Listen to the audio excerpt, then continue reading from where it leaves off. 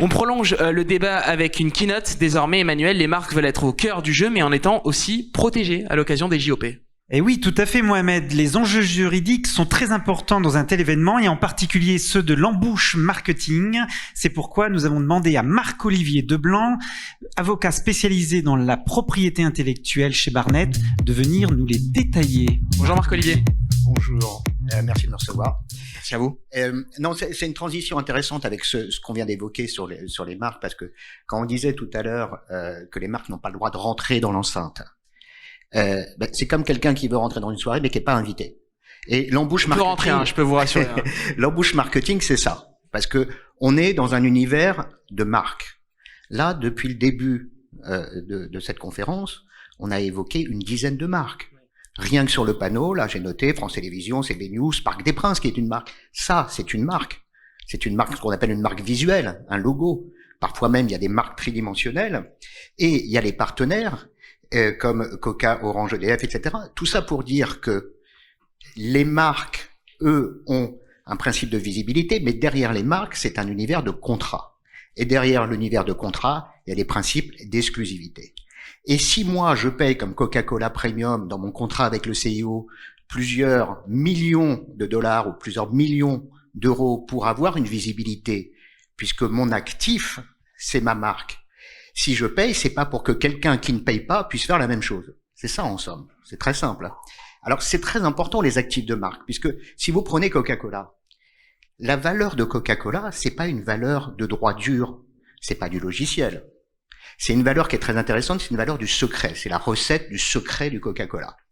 Or, si par l'intelligence artificielle ou si un artisan malin retrouve la recette du Coca-Cola, on se dit que la valeur de Coca-Cola est réduite à zéro.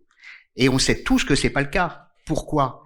Parce que 90, 95, 99% de la valeur de Coca-Cola, c'est quoi ? C'est la marque qu'on a dans le crâne depuis qu'on est né, avec le C comme ça, avec le Père Noël, avec le rouge, avec la couleur, tout est associé. Par exemple, Pepsi a protégé la couleur bleue.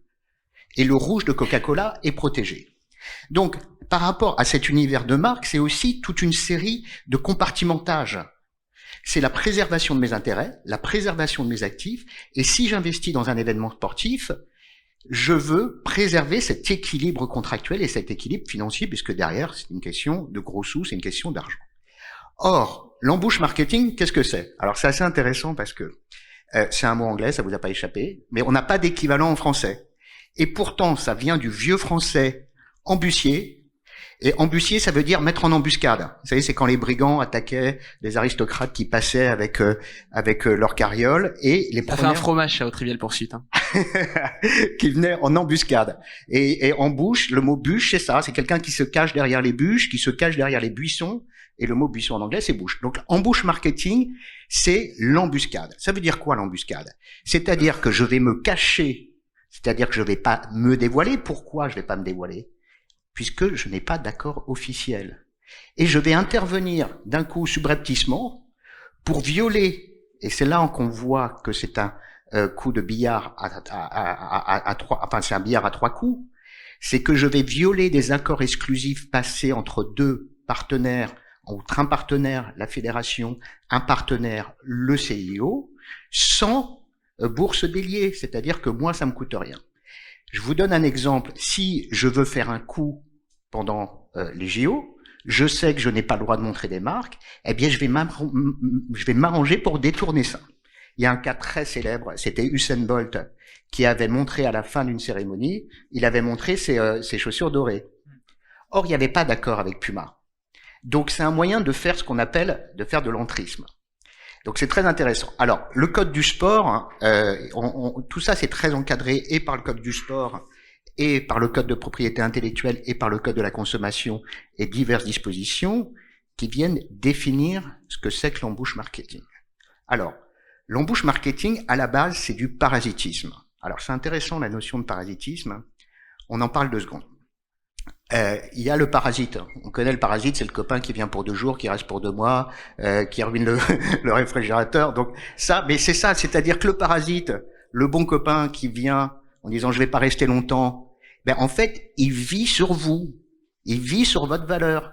Il vit sur vos actifs, notamment sur votre réfrigérateur, sur votre PlayStation, etc. Donc, c'est-à-dire que lui ne dépense rien, mais il profite d'un écosystème et d'une chaîne de valeur auquel il ne participe pas pour l'utiliser et le plus souvent à vos dépens.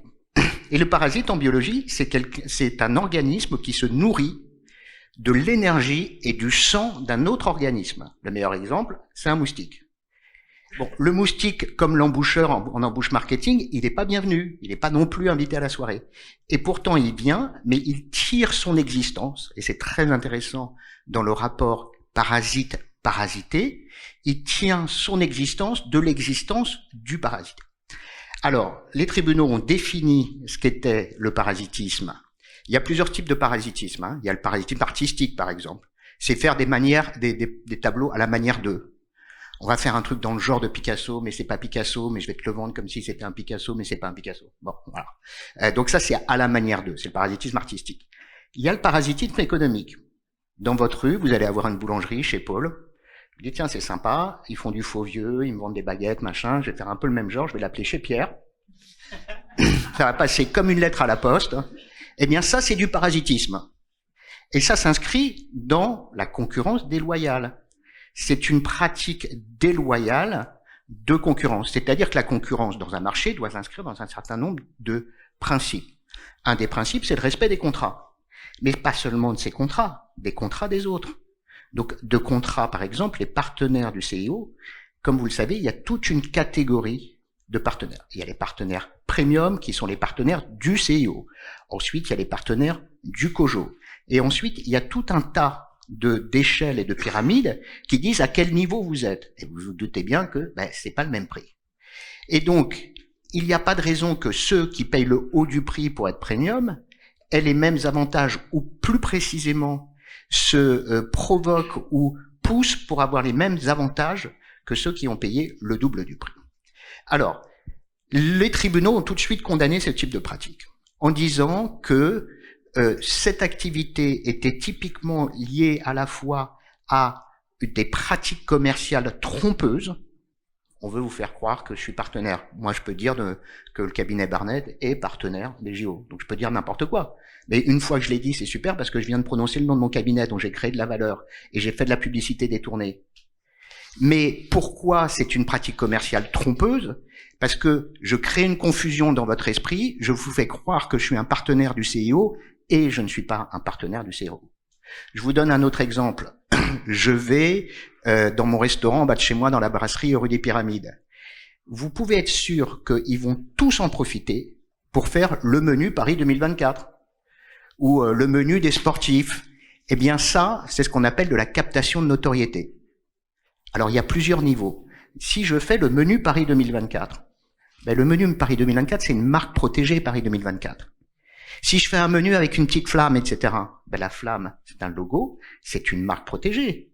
Il y a eu des coûts phénoménaux qui ont été mis en œuvre par le COJO et par le CIO pour déposer ces marques. Donc moi qui vais faire de la captation de notoriété, c'est-à-dire tirer un bénéfice économique, si je m'appelle McDonald's, je suis McDonald's, je suis pas partenaire, à ma connaissance. Hein. Et je fais le menu Paris 2024. Eh bien ça, c'est de l'embouche marketing. C'est un moyen détourné de me placer dans le sillage. Se placer dans le sillage, c'est la définition du parasitisme en droit économique. C'est se placer dans le sillage d'un acteur économique pour en tirer un profit indûment et créer un risque de confusion. Ça, c'est la définition. Alors, il y avait une autre définition d'Éric Cantona, c'était de dire quand les mouettes, elles suivent le salutier, quand elles savent qu'on va jeter des sardines. Mais grosso modo, c'est un peu cette image-là. Et il y a une autre image qui est une image sportive, c'est le phénomène d'aspiration. En Formule 1 ou en cyclisme, on va se mettre derrière le premier et on va se dire, moi, je vais pédaler moins fort, je vais dépenser moins d'énergie. Dans notre cas, je vais dépenser moins d'argent. Et ça va me permettre de bénéficier et de tirer indûment des bénéfices. Alors ça, dans le cas du CIO, c'est quelque chose de très particulier du COJO, parce que ce sont des marques qu'on appelle des marques notoires. Ce sont des marques tellement énormes. La jurisprudence considère qu'une marque notoire, c'est une marque qui est connue par plus de 90% de la population. Et les anneaux olympiques, c'est le cas. Ben, il y avait je crois que c'était Lacoste qui avait été condamné parce que sur leurs boutons, ils avaient mis des petits anneaux olympiques pour profiter des JO, sauf que c'est une marque notoire, c'est une marque protégée, et c'est une marque qui a même pas besoin de démontrer qu'elle a été violée pour qu'on établisse la réalité du préjudice. Je finis juste parce qu'il me reste 34 secondes, ça peut être parfois très subtil. Il y avait eu un match de rugby où la France avait gagné contre l'Angleterre 34-15. Fiat avait fait une pub, bravo la France, 34-15, on se retrouve la semaine prochaine. Or, cette semaine-là, en l'occurrence, c'était le début de la Coupe du Monde de rugby. Eh bien, la Fédération française de rugby a porté plainte en disant, c'est nous qui sommes les organisateurs. Certes, vous ne citez pas la marque, mais de manière subliminale, vous créez de la valeur en renvoyant à un événement qui est plus fort que vous. Si je vous dis, on se donne tous rendez-vous le 26 juillet 2024, on sait très bien à quoi on fait référence. Je finis en disant qu'au CIO, il y a un type qui s'appelle un gardien des marques, qui va vérifier on respecte le droit des marques, qui va vérifier, et toute la batterie d'avocats, et moi je suis un des avocats de Paris 2024, vont veiller, y compris sur le champ contentieux, parce qu'on le fait pas tant pour les intérêts des fédérations, des comités et des organismes, que dans l'intérêt, et il faut pas se tromper, des marques qui, elles, ont payé. Donc nous, on a des engagements contractuels. Je suis le COJO, j'ai un engagement contractuel, c'est de faire respecter le périmètre de visibilité de ma marque. Merci à vous. Merci Marc-Antoine Deblanc.